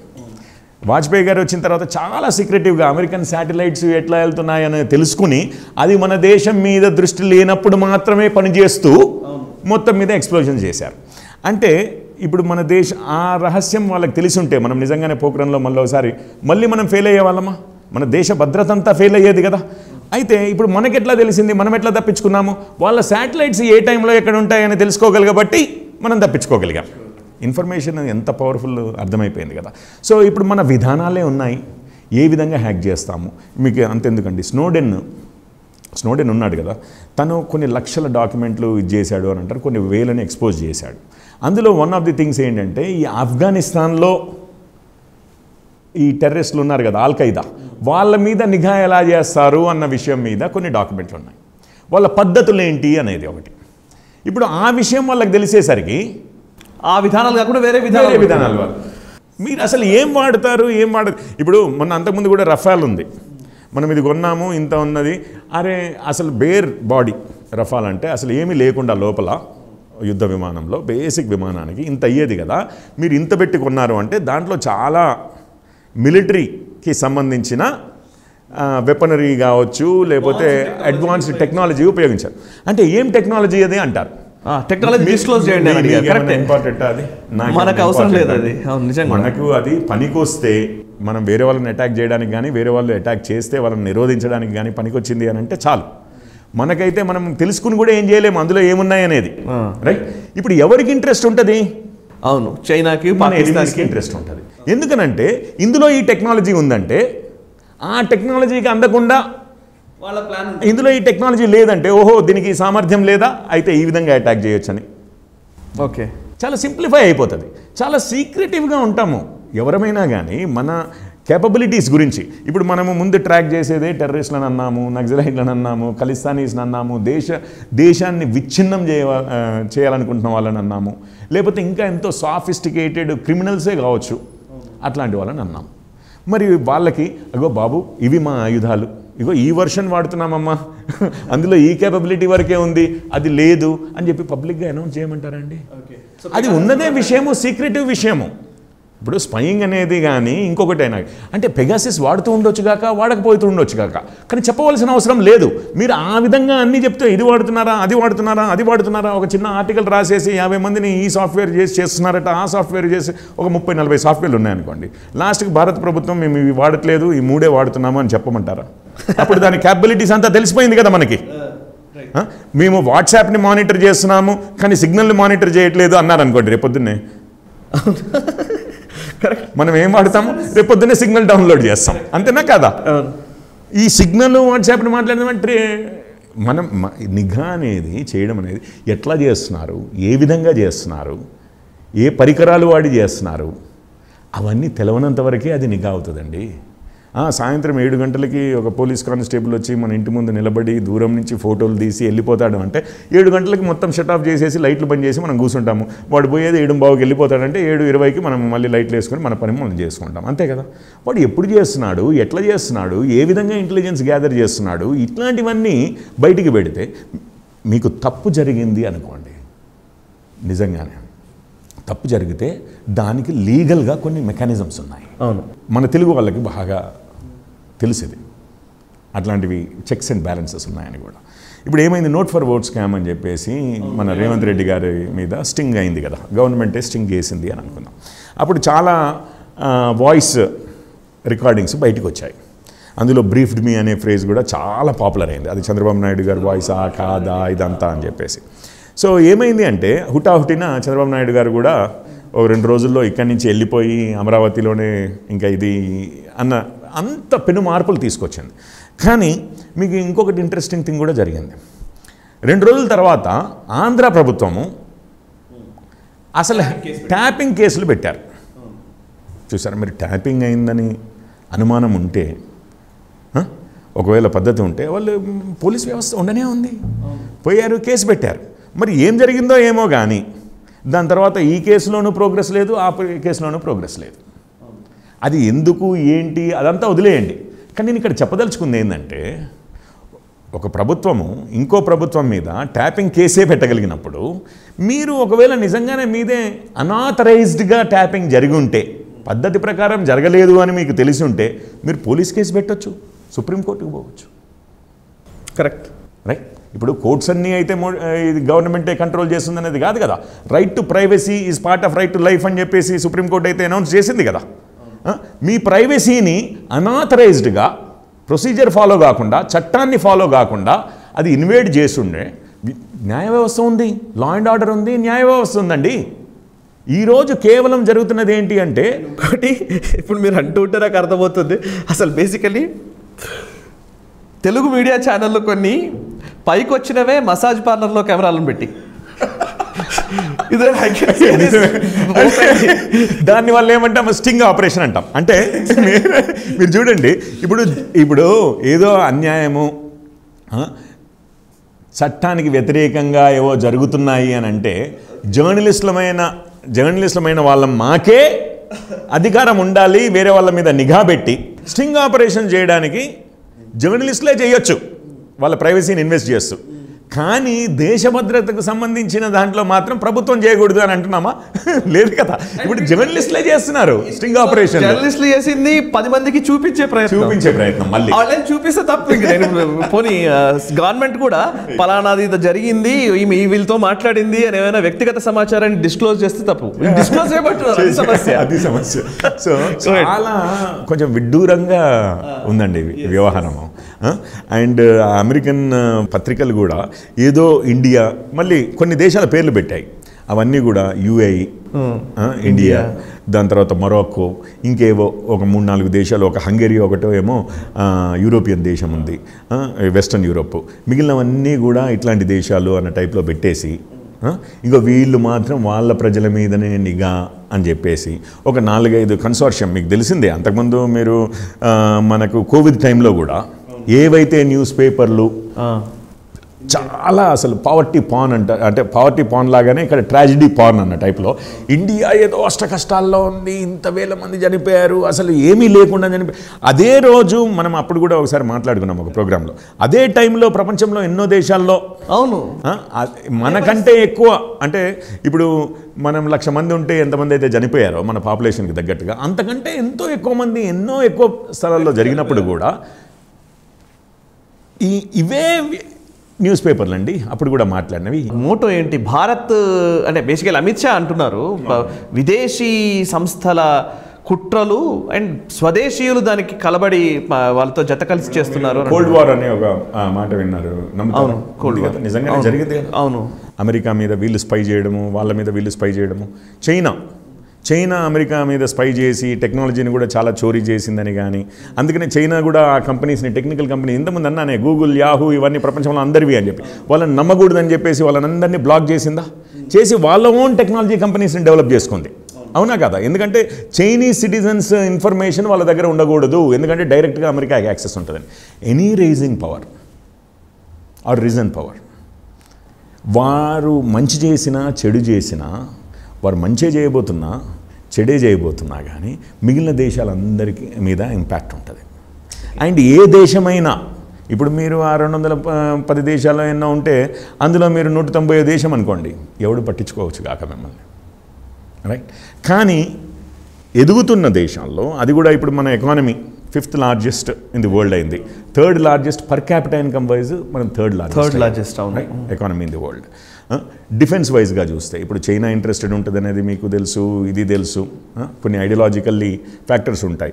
ఈవెన్ అమెరికా మరి కాస్త ఫ్రెండ్లీగానే ఉంటుంది కదా అంటే అది ఏమీ చరిత్ర ఏమీ 100% వాళ్ళ ఇంట్రెస్ట్ వాళ్ళు చూసుకుంటారు. ఇంట్రెస్ట్ ఏ దేశమైనా వాళ్ళ ఇంట్రెస్ట్ వాళ్ళు చూసుకుంటారండి.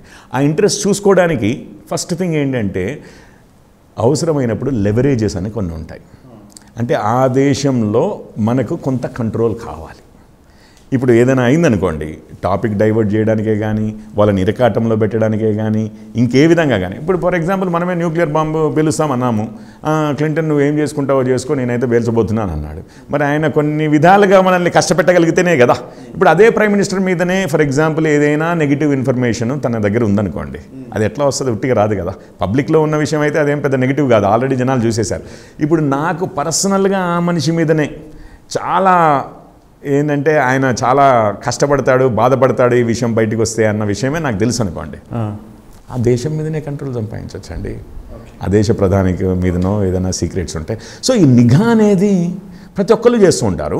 ప్లస్ దేశం యొక్క ఇంట్రెస్ట్లో ఆ దేశం యొక్క న్యూస్ పేపర్స్ కూడా, ఇప్పుడు ఇరాక్ వార్ అయినప్పుడు న్యూయార్క్ టైమ్స్ సపోర్ట్ చేసింది, అక్కడేదో WMDs ఉన్నాయి, అంటే వెపన్స్ ఆఫ్ మాస్ డిస్ట్రక్షన్ ఉన్నాయి అన్నట్టుగానే రాసింది. వాషింగ్టన్ పోస్ట్ అయినా అంతే చేసింది. అందరూ ఇరాక్ అగేన్స్ట్గా రాశారు, రైట్? ఇప్పుడు దేశం ఇంట్రెస్ట్లో వీళ్ళందరూ కూడా భాగమే. ఇప్పుడు వైర్ ఉంది, మీరు వైర్ అనగానే అదేదో ఇండియాది అనుకుంటారు. ఆయన పేరు ఏది? వరదరాజన్. ఆయన అమెరికన్ సిటిజను, ఆయన అమెరికన్ సిటిజను, రైట్? సో అది ఫండింగ్ చేసిన వాళ్ళల్లో కూడా చాలామంది అమెరికన్ సంస్థలు ఉన్నాయి. ఏం లేదు, అక్కడ కూర్చొని ఇక్కడ విషయాన్ని వెళ్ళగక్కడం, దట్ ఈస్ ద మోటో. ఎదుగుతున్న దేశం ఏదున్నా కానీ అక్కడ మనకు ఫ్రెండ్లీగా ఉన్న వాళ్ళు పవర్లో ఉంచడమో, లేకపోతే లేని వాళ్ళు ఏమైనా ఉంటే వాళ్ళ మీద కంట్రోల్ సంపాదించడమో అనేది ప్రతి దేశము ట్రై చేస్తుంది. మనం కూడా ట్రై చేయకపోతే ఒకవేళ పాకిస్తాన్లో మనకు ఫ్రెండ్లీగా ఉండే ప్రైమ్ మినిస్టర్ ఎవరన్నా వస్తున్నారంటే వాళ్ళకి హెల్ప్ అయ్యేటట్లుగా, మనకు మరీ యాంటీగా ఉండే వాళ్ళైతే వాళ్ళని కొంచెం రానివ్వకుండా చేయకపోతే అసలు మన ప్రభుత్వాన్ని మనం బ్లేమ్ చేయాలి. Yes, we are on right track అన్నట్టు. ఇప్పుడు ఈరోజు మనం లాస్ట్ కంక్లూజన్ ఏంటంటే వీఆర్ ఆన్ రైట్ ట్రాక్. అంటే వాళ్ళు ప్రూఫ్లు దేనివ్వండి. ఒకవేళ నిజంగానే ఇదంతా ఏదో అయితే ప్రూఫ్లు తీసుకురమ్మనండి. Only could be, potentially, possible, maybe, yes, could be అని చెప్పి అనడం కాదు. అండ్ చాలామంది ఏమంటారంటే ఇంతమంది న్యూస్ పేపర్లు ఎట్లా అంటాయి కానీ, అరే ఇంతమంది న్యూస్ పేపర్లు ఇప్పటికి ఒక్కసారి కాదు, మొన్న కోవిడ్ అప్పుడు చూసాము అవే న్యూస్ పేపర్లే. ఆర్టికల్ 370 అప్పుడు చూసాము, సిఏ అప్పుడు చూసాము, అన్ని ఇవే యూజువల్ సస్పెక్ట్స్ అంటారు, ఇవే పేర్లు. నేను అసలు ఏ పేపర్ చదవకుండా కూడా ఎవరెవరో కూడా చెప్పగలను. యూకేలో ది గార్డియన్ ఉంటుంది, ఇక్కడ వాషింగ్టన్ పోస్ట్ ఉంటుంది, అక్కడ న్యూయార్క్ టైమ్స్ ఉంటుంది, ఇట్లాంటి ఇవన్నీ సేమ్ యూజువల్ సస్పెక్ట్స్ అండి. కాస్త నిజంగానే పీర్ రివ్యూ అంటారు ఎప్పుడైనా కానీ. ఇప్పుడు మనము కోవిడ్కి వ్యాక్సిన్ అంటేనే ఇది డబుల్ బ్లైండ్ టెస్ట్లు కాలేదు, లేకపోతే పీర్ రివ్యూడ్ రీసెర్చ్ మీద బేస్డ్ కాలేదు, ఇట్లాంటివన్నీ మాట్లాడుతుంటారు. నలుగురు నిజంగానే ఆ విషయం మీద అవగాహన ఉన్నవాళ్ళు నిజంగానే 4 ఫోరెన్సిక్ ల్యాబ్స్కి వాళ్ళకి ఎవిడెన్స్ ఇచ్చేసి, అంటే FBI ఇండియాలో మనవి కూడా నేషనల్వి ఉన్నాయి, వాళ్ళకి ఇచ్చేసి నిజంగానే వాళ్ళు ఇది కరెక్టే అమ్మా అని అంటే అప్పుడు మాట్లాడచ్చు. లేకపోతే ఇట్లాంటి న్యూసెన్స్ క్రియేట్ చేయాలంటే మీకైనా నాకైనా కూడా 5 నిమిషాలు పని పట్టదు. Right sir, thank you very much Kishore Poreddy గారు. చాలా అంశాలు వివరణాత్మకంగా వివరించారు మాకు. Thank you very much. So చూసారు కదా, అది కిషోర్ పోరెడ్డి గారు చెప్తున్న చాలా సింపుల్, నిజంగా క్లారిటీగా మనం మాట్లాడుకోవాలంటే నిఘా పెట్టారు అనే మాటని అదేదో పెద్ద తప్పుగా ఫస్ట్ చిత్రీకరించే ప్రయత్నం జరుగుతోంది. సో దాని విషయంలో ఫస్ట్ మనం అప్రమత్తంగా ఉండాలి. నిఘా ఈరోజు అత్యంత అవసరం. భారత ప్రభుత్వం నిజంగా నిఘా సమర్థవంతంగా లేదు అని అంటే కనుక మనం అప్పుడు తప్పుపట్టాలి. ఈరోజు నిఘా ఉంచడం అనేది ఒక శుభ పరిణామంగానే చూడాలి. ఎందుకంటే ఈ దేశాన్ని విచ్ఛిన్నం చేసే శక్తులు చాలా ఎక్కువ మంది ఉన్నారు. ఈ దేశంలోనే ఉంటూ ఈ దేశాన్ని విచ్ఛిన్నం చేయాలని, ఈ దేశానికి వ్యతిరేకంగా మాట్లాడాలని ప్రయత్నిస్తున్న శక్తులు అనేక మంది ఉన్నారు. గ్లోబల్ న్యూస్ అవుట్లెట్స్ దగ్గర నుంచి, బీబీసీలు, లేకపోతే న్యూయార్క్ టైమ్స్, వాషింగ్టన్ పోస్ట్ దగ్గర నుంచి, వైరు, లేకపోతే క్వింటు, ప్రింటు, ఇట్లాంటి సంస్థల దగ్గర నుంచి మన తెలుగులో ఉన్న ప్రసార మాధ్యమాల వరకు అందరికీ ఒక పెద్ద ఎకోసిస్టమ్ ఫామ్ అయింది ఈ దేశాన్ని విచ్ఛిన్నం చేయడం కోసం, జాతీయవాదాన్ని విచ్ఛిన్నం చేయడం కోసం. సో ఈ విషయంలో జాతీయవాదులు అప్రమత్తతో ఉండాలి. బేసికల్లీ ఈ పెగాసెస్ సాఫ్ట్వేరు, ఇంకేదో జరిగింది, ఇంకోళ్ళ మీద నిఘా పెట్టారు, ఇట్లా చేశారు, అట్లా చేశారు, ఇవన్నీ కూడా దీనివల్ల ఎటువంటి సమస్య లేదు. అండ్ సమస్యల్ని, అసలైన సమస్యల్ని చర్చలోకి రాకుండా పార్లమెంట్ను తప్పుదోవ పట్టించే ఒక ప్రయత్నం కూడా జరుగుతోంది. సో చూస్తూనే ఉండండి నేషనలిస్ట్ హబ్, మనసా వాచా కర్మణ, దేశ హితం కోసం. Thank you very much.